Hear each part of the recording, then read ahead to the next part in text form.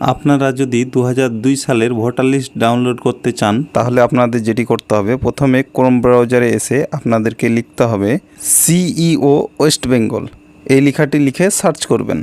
তারপরে আপনাদের সামনে সিইও ওয়েস্ট বেঙ্গল এইভাবে একটি পেজ শো করবে, এই লেখাটির উপরে ক্লিক করতে হবে।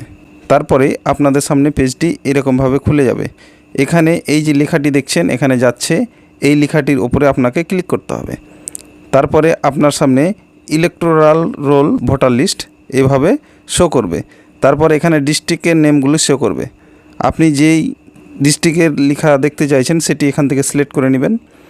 তারপরে আপনার সামনে এরকমভাবে ইলেকটোরাল রোল ভোটার লিস্ট এইভাবে শো করবে। এখান থেকে আপনারা পেজটিকে উপরের দিকে তুলবেন। উপরের দিকে তোলার পরে আপনি যেই বুথের লিস্ট বের করতে চাইছেন সেটি এখান থেকে সিলেক্ট করে নেবেন। তারপরে এই যে এই লেখাটার উপরে আপনাকে ক্লিক করে দিতে হবে, তাহলেই আপনার সামনে ভোটার লিস্টটা এইভাবে ওপেন হয়ে যাবে। Thank you.